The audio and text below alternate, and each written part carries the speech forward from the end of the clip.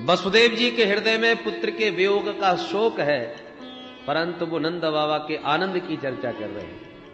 नंद बाबा के हृदय में पुत्र जन्म का आनंद है, पर वो वसुदेव जी के शोक में सम्मिलित हो रहे हैं, वसुदेव जी के दुख की चर्चा कर रहे हैं। मैत्री यही होती है।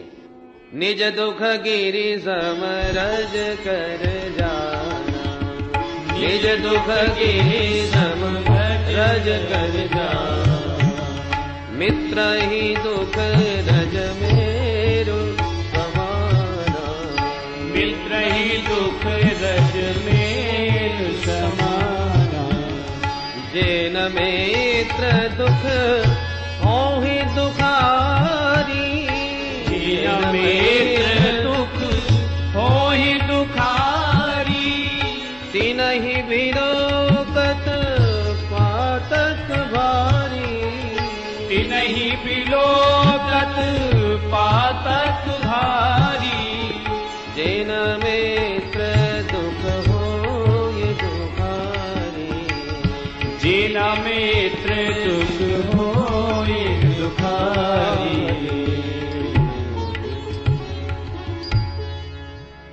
मित्र को चाहिए कि अपना दुख पहाड़ जैसा भी हो तो मित्र से छुपा के रखे, और मित्र का दुख यदि कण के बराबर भी दिख रहा हो तो उसे पर्वत मान करके उसका निदान करे। तो दोनों अपने सुख दुख की चर्चा एक दूसरे को बांट रहे हैं। और वसुदेव जी को तो लाला की चिंता पड़ी है, इसलिए तुरंत बोले, बाबा मैं ज्योतिष को पंडित हूं और मेरी ज्योतिष विद्या बता रही है आजकल तेरे ग्रह ठीक ना है। कैसे भैया? बोले भैया तेरे ग्रह तो ये कह रहे हैं कि बहुत जल्दी कोई तेरे गोकुल में उत्पात होवे वारो है, सो तू इधर उधर मत डोलियो, तू जल्दी जाके अपनो गोकुल संभाल। नेहस्ते हम बहुत इथम संत्युत्पाताश्च गोकुले, जो गोकुल में उत्पात होवे की बात करी, सुनते ही नंद बाबा की धड़कन तेज है गई, तुरंत माला सटकाते घर को भागे। हे नारायण मेरे छोरा की रक्षा करियो, हे भगवान मेरे लाला की रक्षा करियो। नंदा पथि बचैर सौरई नम वर्षेति विचिंतयन, हरिम जगाम शरणम उत्पातागम शंकिता। रस्ते में नंद बाबा विचार करते जा रहे हैं कि वसुदेव जीवन में कब झूठ ना बोले। यदवा ने आशंका व्यक्त करी है तो निश्चित कोई न कोई उत्पात होवे वारो होएगो। हे नारायण मेरे छोरा की रक्षा करियो, हरिम जगाम शरणम। भजन करते करते नंद बाबा तक घर को भागे, और नंद बाबा घर पहुंच ना पाए तब तक कन्हैया की मौसी जी पहुंच गए। कंसेना प्रहिता घोरा पूतना बाल घातनी, शिशुश्चकार निघ्नन्ति पुरग्राम व्रजादिषु। नगर ग्रामों में भ्रमण करती पूतना बाल घातनी पहुंच गई गोकुल धाम में। क्रीड़ा कमल घुमाती, बड़ा दिव्य सौंदर्य बना करके सुखदेव बाबा कहते हैं परीक्षित ऐसी लग रही थी जैसे साक्षात श्रीदेवी आ गई हो। भगवती लक्ष्मी के समान जगमगाता सौंदर्य। गोप्य श्रियम दृष्टुमिवागतां पति, ऐसा लगा जैसे वैकुंठ से भगवती लक्ष्मी नारायण का दर्शन करने ब्रज में आ गई हो। पूतना के सौंदर्य को जो देखे वो देखता ही रह जाए। गोपियों का झुंड बधाई लिए जा रहा था। पूतना समझ गई काऊ पूत के जन्म की बधाई जा रही है, और मेरो नाम पूतना, देखूं तो कौन को पूत भयो है। तो माया के द्वारा बड़ा दिव्य मनोहर रूप बना के गोपियों के झुंड में मिलके पहुंच गई नंद भवन। अन्य गोपियां मैया को बधाई दे रही थी, इसने भी नाटक करना प्रारंभ किया। जसोदा बहन बधाई हो बधाई। अरे मैंने जैसे सुनी कि तेरे या बुढ़ापे में छोरा भयो है, मैं खुशी के मारे बाबरी है गई, घर के सब काम छोड़े और दौड़ी दौड़ी तेरे लाला को मोहड़ो देखवे चली आई। और तू ऐसे आंखें फाड़ फाड़ के का देख रही है, मोह ना पहचानो। जसोदा मैया बड़े चक्कर में, हे भगवान ये मेरी बहना कहां से आ गई, आज से पहले या की कभी सूरत ना देखी मैंने, पर जब इतने प्यार से बधाई लेके आई है मेरे घर में तो होगी कोई जान पहचान की। खास बहन ना है तो चचेरी ममेरी फुफेरी कोई और होगी दूर के नाते की। अब मैं एकदम प्रश्न कर दूं कि तू कौन है, मैंने ना पहचानो, तो बुरो मान जाएगी बेचारी। तो सबको यश देने वाली यशोदा मन में संकित हो रही है, ऊपर से स्वागत कर रही है। अरे आओ आओ बहन आओ, तुम सबन के आशीर्वाद, कोई तो चमत्कार मेरे घर में प्रकट भयो है, नहीं तो मैंने तो बिल्कुल आशा ही छोड़ रखी। अब तू बहन जल्दी से जाकर के मेरे लाला को आशीर्वाद दे के आ, फिर मैं तो से बात करूंगी बाद में। पर कहां है तेरो लाला? मैया ने इशारा कर दियो, देख वो पालने में अबाली सुबायो मैंने, तू जगइयो मत, आशीर्वाद दे के आ जा। ठीक है बहन। उतना चल पड़ी पालने की ओर। प्रभु पालने में लेटे लेटे जो तिरछी निगाह से देखे, ओहो मौसी जी आ रही हैं। तो पूतना को देखते ही भगवान ने तुरंत अपनी दोनों आंखें बंद कर ली। विबुध्यताम बालकमारिकाग्रहम चराचरात्मा सनिमीरते क्षणः। भगवान तो चराचर जगत की आत्मा है, कौन किस भाव से कैसे आया है प्रभु तो सब जानते हैं, परंतु पूतना को देखते ही नेत्र बंद क्यों कर लिए, इस पर संतों ने बड़े सुंदर सुंदर भाव दिए।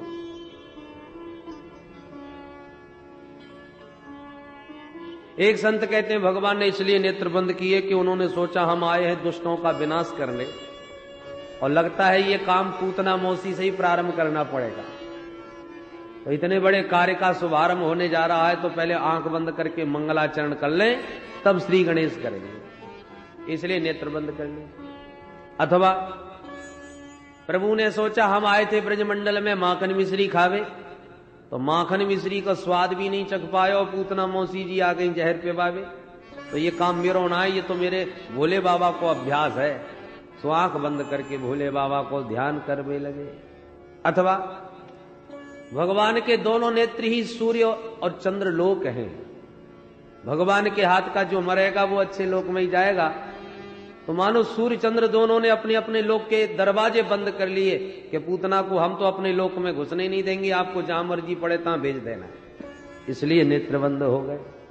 अथवा प्रभु ने सोचा कि मैं हूं मायापति, मेरे सामने कभी कोई माया टिकती नहीं, और पूतना है मायावती, ये माया के द्वारा चाहे जैसा रूप बना के आ जाते हैं। तो मायावती की माया मायापति के सामने नहीं चलने वाली। तो प्रभु को लगा मेरी दृष्टि पड़ी और इसकी माया मिटी, और माया इसकी मिटेगी तो असली राक्षसी देह प्रकट हो जाएगा, तो जिसे देखते ही घर में भगदड़ मच जाएगी और उत्सव का आनंद किरकिरा हो जाएगा। इसलिए जैसी सुंदरी बन के आई है वैसी ही बनी रहने दो, हम ही अपनी आंखें बंद कर लेते हैं। बोलो जय श्री कृष्ण। अथवा मानो प्रभु ने इसलिए नेत्र बंद कर लिए कि प्रभु ने सोचा मैंने तपस्विनी तेजस्विनी माताओं का स्तनपान किया अब तक, जसोदा मैया, देवकी मैया, कौशल्या मैया, अदिति मैया, ये बड़ी बड़ी तपस्विनी माताएं हैं, पर आज तक हत्यारन का दुग्ध कभी नहीं पिया। ये पहला अवसर है जो पूतना जैसी राक्षसी मुझे अपने बाल घातनी स्तनपान कराने आई है, तो क्या करूं, पीना तो पड़ेगा। तो जैसे बच्चों को कड़वी दवा पिलानी होती है ना, तो मां कहती है बेटा आंख मूंछ के पी जा। तो प्रभु को भी लगा आज हत्यारन का स्तन पहली बार पान करना पड़ रहा है, चलो आंख मूंछ के पिए ही लेते हैं। तो कड़वा घूंट समझ के भगवान पीने को आंख मूंछ के तैयार हो गए। अथवा नेत्रों से नेत्रों के सम्मिलन होने से प्रेम जागता है, तो भगवान को लगा कि मेरे नेत्र तो वैसे ही चपल चंचल हैं, मेरे चंचल नेत्रों का चांचल्य देखकर कहीं हमारी पूतना से आंखें चार न हो जाएं और कहीं हमारी पूतना से आंखें चार न हो जाएं और प्रेम जागृत हो गया मेरे प्रति इसके मन में, तो मुझे मारना छोड़ देगी। मारने का विचार मुझे त्याग कर यदि यहां से वापस चली गई तो मेरे सब साथियों पर संकट के बादल आ जाएंगे, सबको जाके जहर पिला देगी। इसलिए मेरे नेत्रों से नेत्र न मिल जाएं, अतः भगवान ने नेत्र बंद कर लिए। अथवा प्रभु कहना चाहते हैं कि दृष्टिपात उस पर करो जो दृष्टि का पात्र हो, कुपात्र पर दृष्टि जाएगी तो दृष्टि बिगड़ जाएगी। इसलिए भद्रं कर्णेभिः शृणुयाम देवा, भद्रं पश्येमाक्षभिर्यजत्रा, वेद भगवान कहते हैं अक्षभी भद्रम पश्येम, आंखों से दिव्य कल्याणकारी स्वरूप का दृश्य का दर्शन करो तो जीवन कल्याणकारी बनेगा। एक सुंदरी रामावतार में भी आई, श्रीमती सुपनखा देवी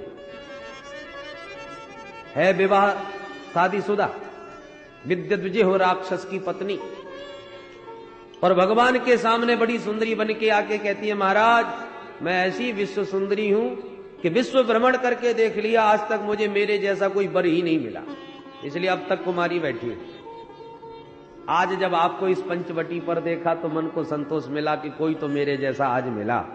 वैसे पूरे पूरे तो आप नहीं हो महाराज, थोड़ी सी कसर तो आप में भी है, और थोड़े से सांवले से काले से, पर कोई बात नहीं, चलेगा। भगवान हैरान रह गए, राम राम, हमने अपनी सुंदर हमको ही फैल कर रही। भगवान से कह रही है ताते अब लग रही कुमारी, मन माना कछु तुम ही निहारी, तुम्हें देख करके मन थोड़ा सा आज माना।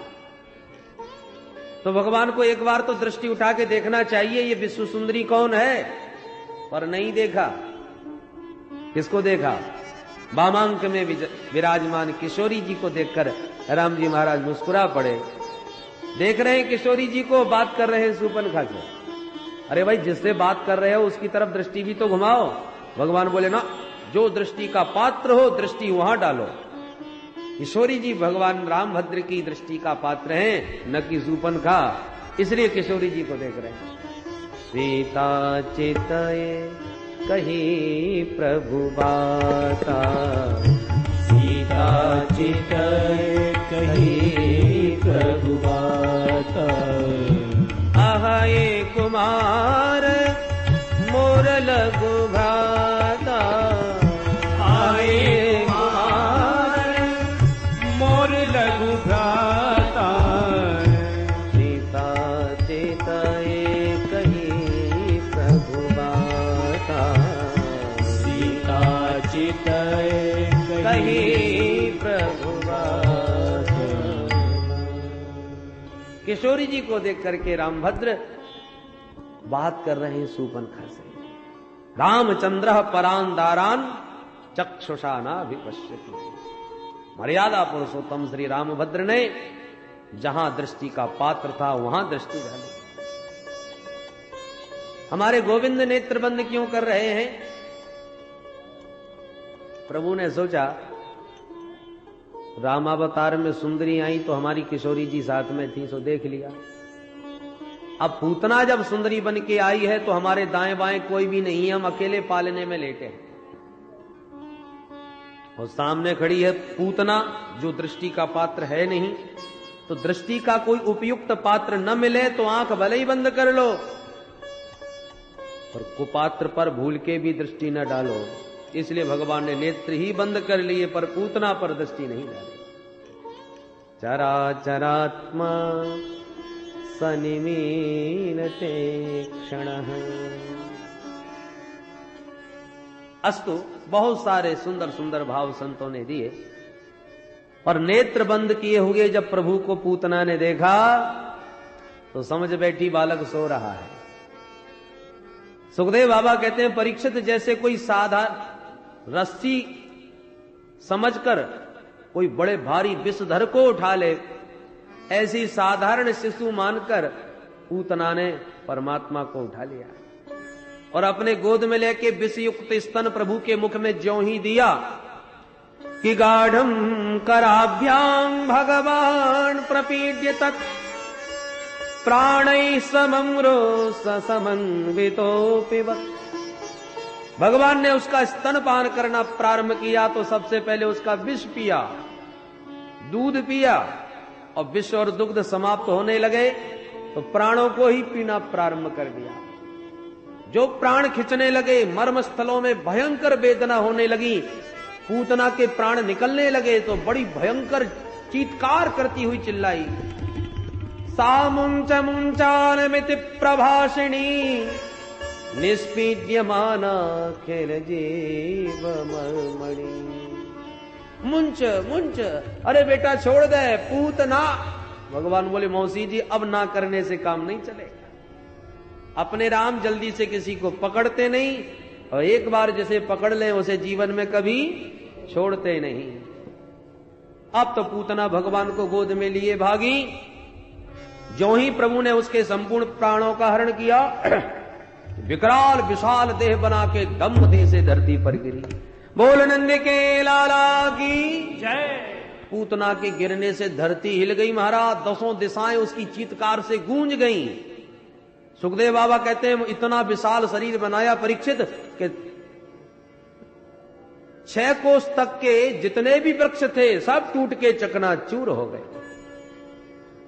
पतमानो पितदेह त्रिगभ्यूतिं तरद्रुमान् चूर्णयामास राजेन्द्र महसादेद मदभुतम। गभ्यूति कहते हैं 2 कोस को, और त्रिगभ्यूति अंतरद्रुमान चूर्णयामास, 3 गभ्यूति माने 6 कोस। 6 कोस के वृक्ष चकनाचूर हो गए। इतना भयंकर शब्द के मैया तो बहुत घबराई गई, और इतनी तेज आवाज कहां से आई, देखू मेरो लाला तो ना डर गयो। दौड़ी दौड़ी मैया लाला के पालने पर पहुंची, पर पालना सुना। मैया घबरा गई, अरे मेरो छोरा कहां चलो गयो, कौन लेके भाग गयो।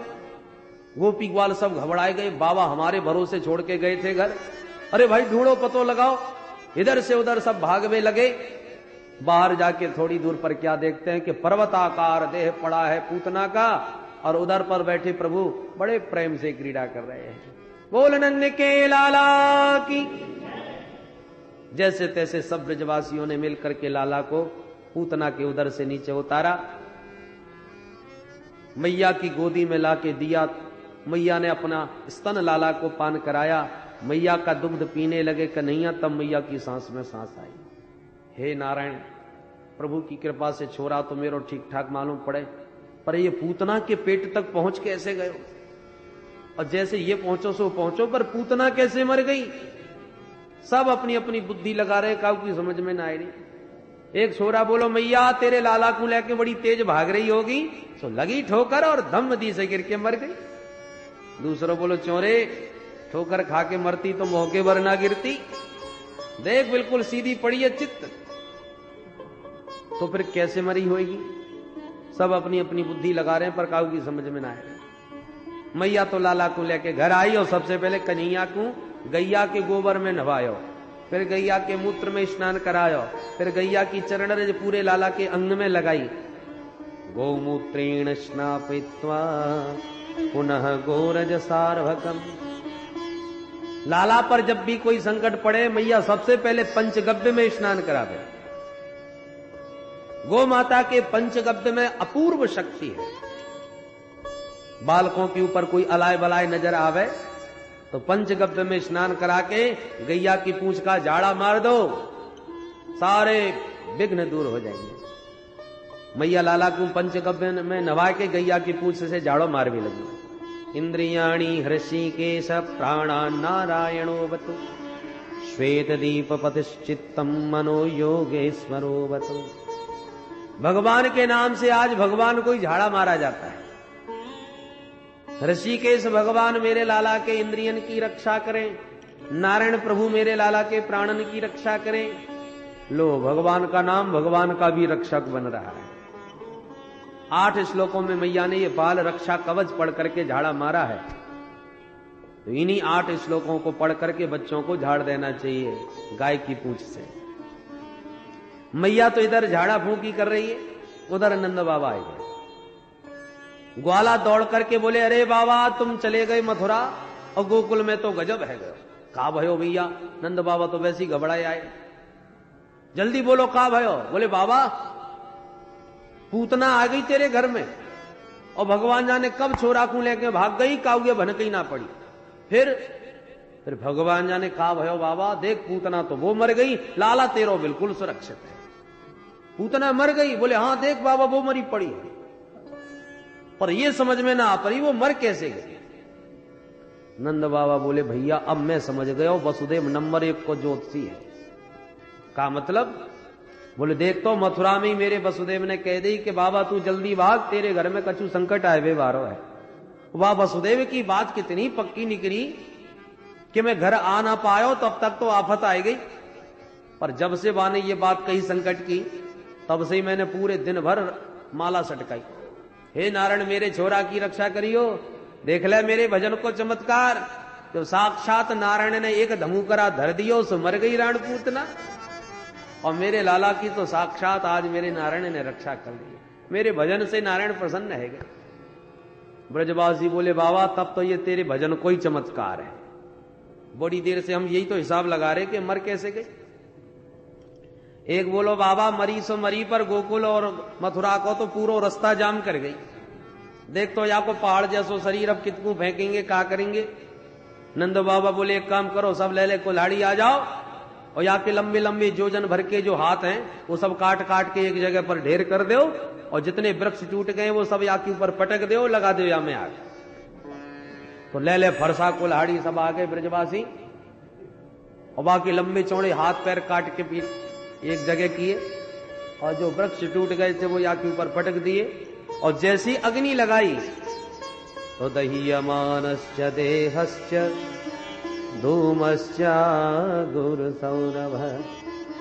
पूतना का देह जब दग्ध होने लगा तो ऐसी दिव्य सुगंध निकली कि पूरा ब्रजमंडल सुगंधित हो गया, सुवासित हो गया। परीक्षित चौंके, महाराज पूतना जैसी पापनी के दग्ध होने पर सुगंध कहां से आएगी महाराज। सुखदेव जी कहते हैं परीक्षित अब इस पूतना को भला पापनी कौन कहेगा। अरे साक्षात परमात्मा ने पुत्र के रूप में जिसके अंक में गोद में जाकर के जिसका स्तन पान किया हो, वो भला अब पापनी कहने योग्य है। पर धन्य है प्रभु की लीला, जिस पूतना में एक भी सद्गुण नहीं था, ढूंढे ढूंढे कहीं ना मिले। पूरा परिचय सुनो परीक्षित। पूतना लोकबालघ्नि राक्षसी रुधिरासना जिघांसयापि हरये स्तनं दत्त्वा पसद्गति। नाम ही कितना बुरा, पूतना। पूतना का मतलब पूतान्नयति, जो बच्चों को ही उठा करके ले जाए वो पूतना। नाम की ही बुरी माने, पूत माने पवित्र भी होता है, पवित्रता भी जिसमें तनिक न हो वो पूतना। नाम ही बुरा। शायद काम अच्छा करती हो, समाज कल्याण का कोई कार्य करती हो, वो नहीं।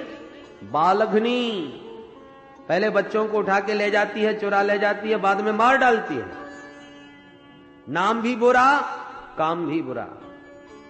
तो शायद खानदान अच्छा होगा, वो भी नहीं। राक्षसी, राक्षस कुल में पैदा हो, तो शायद आहार अच्छा होगा, फलाहार करती होगी, वो भी नहीं। रुधिरासना, रुधिर है असन जिसका, रक्तपान करने वाली, तो शायद भगवान से प्रेम करती होगी, वो भी नहीं। जिघांसयापि हरये, भगवान श्री हरि के पास भी जिघांसया, अंतमिच्छा, भगवान को मारने की दुर्भावना से प्रेरित होके आई है। बताओ एक भी अच्छाई नजर आती है? न नाम अच्छा, न काम अच्छा, न कुल अच्छा, न आहार अच्छा, न व्यवहार अच्छा। तो क्या अच्छाई देखी भगवान ने फिर? कौन सा गुण था? बोले स्तनम दत्त्वा पसद्गति। न जाने कौन से गुण पर दयानिधि रीझ जाते हैं। पूतना में तो एक भी सद्गुण नहीं था, पर गोविंद को जब कृपा करनी है तो कोई भी बहाना ढूंढ लेते हैं। जैसे क्रोधी के स्वभाव में क्रोध भरा है, बात बात पर आंखें लाल हो जाती हैं। इसने मुझे देख करके हंसा क्यों, मुंह क्यों मटकाया, छोटी छोटी बातों पर उसका क्रोध बरस पड़ता है। ऐसी भगवान का श्री विग्रह ही कृपामय है। कोई बहाना भर मिल जाए और कृपा बरस पड़ती है। भगवान कहते हैं बुरी भली जैसी भी सही, पर काम तो मेरी मैया जसोदा जैसा किया है। मां की तरह अंक में लेके हृदय से लगा के अपना स्तनपान कराया है, इसलिए मैं तो धात्र्योचित गति ही प्रदान करूंगा। और मैया जसोदा के समान गति इस पापनी पूतना को भी प्रभु ने प्रदान कर दी। अब भला कौन अभागा होगा जो ऐसे दयालु कृपालु की शरण में आना ना चाहे, जो पूतना में दोष न देख सका, वो भला कभी अपने भक्तों का दोष देख सकता है क्या?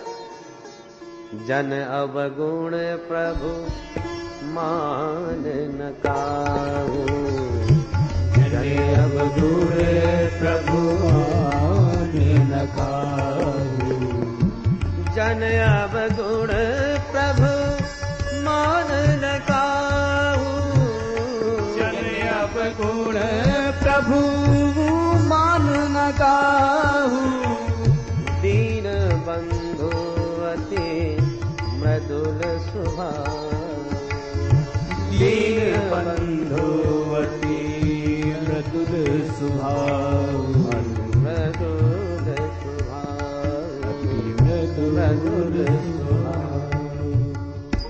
भगवान का ऐसा कृपामय स्वभाव न हो तो जीव का कल्याण कैसे होगा? जीव को कर्मों का ही फल देते रहे प्रभु तो कल्प कल्पांतरों में किसी जीव का कदापि कल्याण होने वाला नहीं। भगवान तो बस निमित्त ढूंढते रहते हैं, कोई बहाना ढूंढते रहते हैं और तुरंत कृपा बरसा देते हैं। कृपामय प्रभु का स्वभाव न होता तो भगवान को कौन पूछता?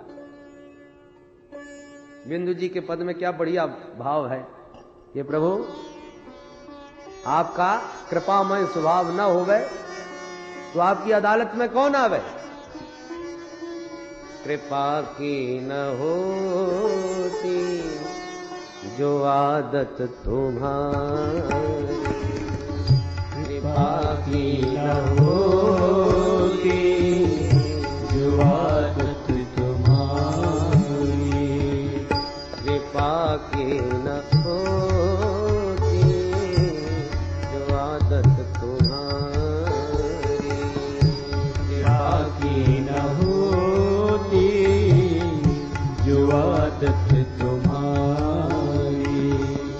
तो सुनी ही रहती अदालत तुम्हारी, तो सुनी ही रहती अदालत तुम्हारी, कृपा की न होती जो आदत तुम्हारी, कृपा की न होती जो आदत तुम्हारी, जो तीनों के दिल में जगह तुम न पाते, जो तीनों के दिल में जगह तुम न पाते, जो तीनों के दिल में जगह तुम न पाते, जो तीनों के दिल में जगह तुम न पाते, तो किस दिल में होती हिफाजत तुम्हारी, तो किस दिल में होती हिफाजत तुम्हारी, तो सुनी ही रहती अदालत तुम्हारी, तो सुनी ही रहती अदालत तुम्हारी, कृपा की न होती जो आदत तुम्हारी, कृपा की न होती जो आदत तुम्हारी, गरीबों की दुनिया है आबाद तुमसे, गरीबों की दुनिया है आबाद तुमसे, गरीबों की दुनिया है आबाद तुमसे, गरीबों की दुनिया है आबाद तुमसे, गरीबों से है बात साहत